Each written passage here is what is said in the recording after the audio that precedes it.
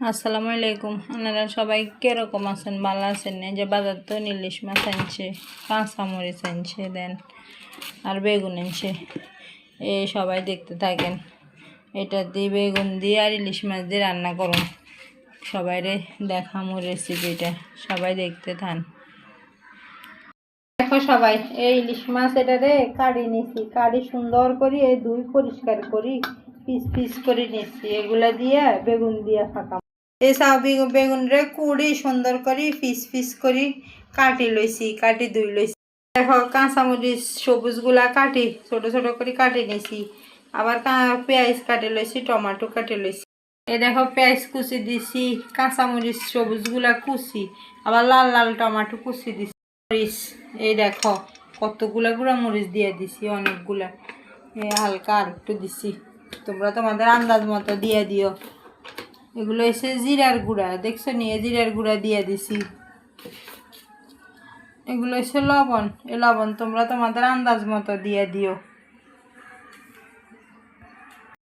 রসুন বাটা, অনেকগুলো রসুন বাটা দিয়ে দিছি। এই দেখো আর একটু দিয়ে দিছি, তোমরা তোমাদের আন্দাজ মতো দিয়ে দিও। এবার একটু পানি দিয়ে দিব, অল্প দিব, বেশি না, সামান্য পরিমাণ পানি দিয়ে দিছি। এবার একটু তেল দিয়ে দিতেছি, অল্প, বেশি না। এটা হাতে মাখাই বসামু তো, অল্প। দেখো সবগুলারে একসাথে মাখাই নিতেছি।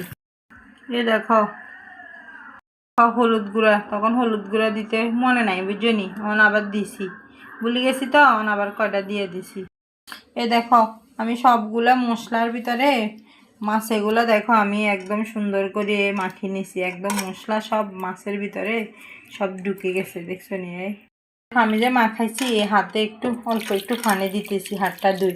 এগুলা দিয়ে মাছটা কষা হয়ে যাব।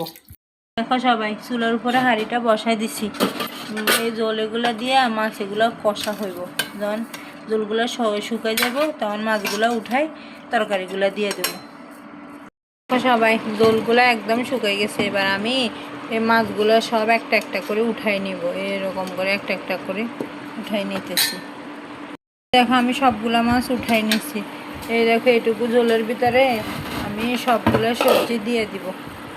বেগুন সবগুলা দিয়ে দিছি, এই সবগুলা বেগুন দিয়ে দিছি, আলু আর বেগুন একসাথে সব দিয়ে দিছি।